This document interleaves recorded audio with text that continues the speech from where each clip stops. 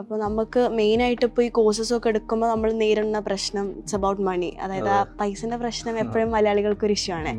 അപ്പോൾ ഒരു law fees കാറ്റഗറിയിൽ ഇങ്ങനത്തെ സ്ഥലത്ത് കോഴ്സ് ചെയ്യാനുള്ളൊരു ഓക്കെ. അപ്പോൾ യൂറോപ്പിൽ ഒരുപാട് കൺട്രീസ് ആക്ച്വലി ഭയങ്കര കോസ്റ്റ് എഫക്റ്റീവ് ആയിട്ട് നമുക്ക് പോകാൻ പറ്റും. എല്ലാവരും വിചാരിക്കും ഈ ഫീസ് കുറഞ്ഞ കാരണം ക്വാളിറ്റിയിൽ പ്രശ്നം ഉണ്ടാവും. അങ്ങനത്തെ ഇഷ്യൂസ് ഒന്നുമില്ല. ഇപ്പോൾ യൂറോപ്പിൽ ഇപ്പോൾ ചെക്ക് റിപ്പബ്ലിക്കിലൊക്കെ നമുക്കൊരു 2.5 ലക്ഷത്തിലൊക്കെ പോകാൻ പറ്റുന്ന നല്ല നല്ല ഓപ്ഷൻസ് ഉണ്ട്. പിന്നെ ഒരുപാട് വെറൈറ്റീസ് ഓഫ് കോഴ്സസ് ഉണ്ട്. പിന്നെ പൊതുവെ യൂറോപ്പിലേക്കുള്ള ഒരു എൻട്രി എന്ന് പറഞ്ഞാൽ പല യങ്സ്റ്റേഴ്സിൻ്റെയും അതുപോലെ എല്ലാവരുടെയും ഒരു ഡ്രീമാണ്. അപ്പോൾ അവർക്കൊക്കെ ചൂസ് ചെയ്യാൻ പറ്റുന്ന ഒരു 2.5 ലക്ഷത്തിൽ ഒരു വർഷം ഫീസ് സ്റ്റാർട്ട് ചെയ്യുന്ന ഒരുപാട് യൂറോപ്യൻ കൺട്രി ഓപ്ഷൻസ് ഉണ്ട്.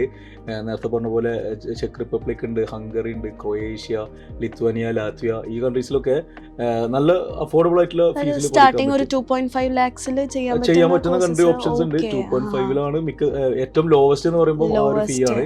പിന്നെ അതിന് 3.5, 4 പോകാൻ പറ്റുന്ന കൺട്രി ഓപ്ഷൻസ് ഷങ്കർ റീജിയനിൽ തന്നെ ഒരുപാടുണ്ട്.